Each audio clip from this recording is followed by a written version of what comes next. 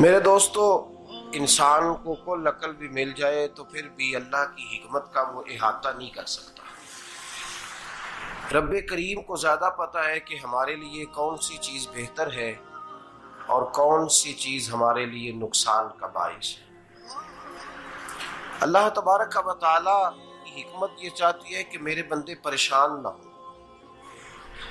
रब ये चाहता है कि मेरे बंदे किसी जगह पे भी दिक्कत और परेशानी का शिकार ना हो। तो अल्लाह तबारक व तआला ने राह एतदाल इख्तियार करने का हुक्म इरशाद फरमाया कि तुम एतदाल के रस्तों पे चलो, मोतदल जिंदगी गुजारो, अफरातो तफरीद से बचो।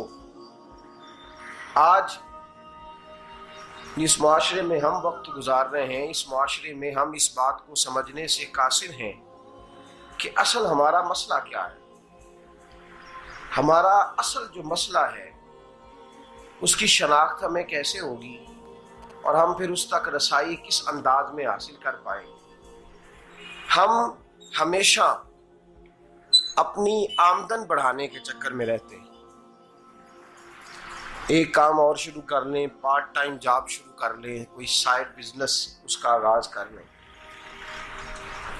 हमारी जो दौड़ लगी हुई है वो लगी है काम बढ़ाने में, आमदन बढ़ाने में। हालांकि इस्लाम हमें ये कहता है कि तू आमदन बढ़ाने के चक्कर में ना पड़। असल बात यह है कि तू अपने खर्चे कंट्रोल कर। तंग इंसान वो नहीं होता जिसकी आमदन थोड़ी होती है। ये तवज्जो कीजिएगा मेरी बात, ये कीमती बात है और गुफ्तगू सारी का लुबे लुबाब है। तंग बंदा वो नहीं होता जिसकी आमदन थोड़ी होती है। असल परेशान वो होता है जिसके खर्चे ज्यादा होते हैं। और हमारा जो रोजमर्रा का नुकसान हो रहा है ना, वो आमदन के मामलात में नहीं हो रहा। बुनियादी नक्श जो वाकया हो रहा है वो ये है कि हमारे अखराजात ज्यादा, और वो अखराजात किसी और ने नहीं बढ़ाए। वो खर्चे हमने खुद बढ़ा लिए हैं और अब हमें उसका नुकसान भुगतना पड़ रहा है। और अगर आप सही मानों में टटोलें तो जो बहुत अमीर लोग हैं वो तो उन खर्चों से बच गए। मैंने बहुत सारे ऐसे खत्मात में शिरकत की है। मैं बहुत सारी ऐसी जगहों पे गया हूं कि जहां लोगों ने बड़ा मुख्तसर सा खत्म दिलाया है तो हो गया है खत्म। खत्म के मामले में कब किसी ने पाबंदी लगाई है कि उसमें 200 आदमी शरीक होगा तो तब ये साले सवाब सही हो सकेगा? कौन कहता है? या शादी के मौके पर अगर सारे बहन भाइयों को न बुलाया गया तो मेरी शादी पाया तकमील तक नहीं पहुंचेगी, इसमें बरकत नहीं होगी। ये किसने फतवा दिया है? मोतदल जिंदगी का इस्लाम हुक्म देता है। मैं पढ़ रहा था कि एक बहुत बड़ा सदर है, गालबन सूडान के सदर की बात हो रही थी, तो अपने बेटे की बारात लेके गया तो 4 लोग गए हैं बारात, और 15 लोगों का उसने एहतमाम किया अपने घर में खाना खाने का। तो क्या शादी हो गई कि रुक गई? तो भाई राग अलापना इस बात का कि बड़ी परेशानी है, कोई साइड बिजनेस शुरू किया जाए फलान जगह फलान जगह फलान जगह। तो असल मामला ये है कि पहले एक बंदा कमाता है तो फिर भी घर ही चलता है, फिर बड़ा बेटा साथ शामिल होता है तो फिर भी घर ही चलता है, फिर मंझला बेटा शामिल होता है तो फिर भी घर ही चलता है। जो रोना दादाजी रोया करते थे कि बड़ी मुसीबत है, बड़ी मुश्किल है, गाँव में रह अकेले होते थे और वो 5 बच्चों को और 4 बच्चियों को वो पालते थे। तो जो वहां परेशानी थी वही आज परेशानी शहर में आकर पढ़ लिख कर मोटी तनख्वाह लेकर वही परेशानी हमें है।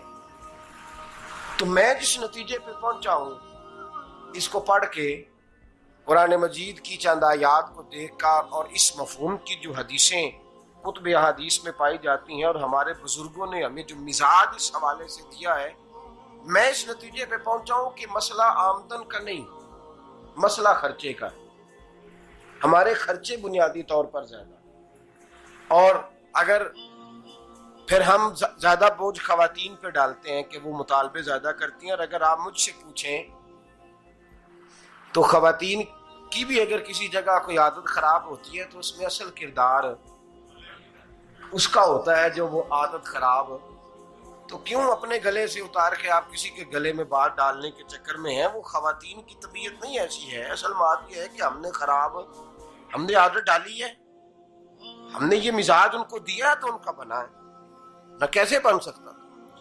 तो एतदाल जब तक जिंदगी में नहीं होता, पानी प्यास बुझाता है लेकिन एक गिलास ही हो तो प्यास बुझाता है, बाल्टी को मुंह को लगाएगा तो कपड़े भिगो देगा उसके।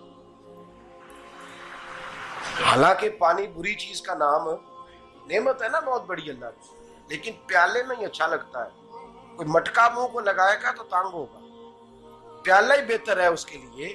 तो मेरे दोस्त, मटके से भी बाज़ौक़ात काम चल जाता है, लेकिन अगर कोई कहे नहीं मुझे दरिया ही चाहिए तो उसका तो घर बह जाएगा, सारा घर बह जाएगा उसका। हमें दरिया काबू करने का मूड बनाया हुआ है तो इससे घर बहा करते हैं, इससे घर बना नहीं करते। घर प्याले से पानी पीने से बनता है। अगर तू दरिया पे कब्जा करने का मूड बनाएगा तो घर बनेगा नहीं, घर बह जाएगा। आग ना हो तो खाना पक नहीं सकता, लेकिन हल्की आंच से खाना पकता है। और अगर आंच तेज कर दी जाए तो जी, करीने क्यास बात कर रहा हूं मैं, अकल से मावरा नहीं कर रहा। करीने क्यास समझाने के लिए मिसालें दे रहा हूं। हल्की आंच पे खाना पक जाता है और आग तेज हो तो खाना जल जाता है। तो खाना उतनी देर खाने के काबिल रहता है जब तक वो हल्की आंच पे पकता है। तू जितनी मर्जी तू कहता है नहीं मेरा गुजारे नहीं, आग तेज होनी चाहिए, तो मियां जल जाएगा, जल जाएगा। हवा न मिले तो सांस नहीं आती, ठीक है। ऑक्सीजन ना हो तो सांस, हवा ना चले तो गुजारा नहीं होता। लेकिन अगर तेज जले ना,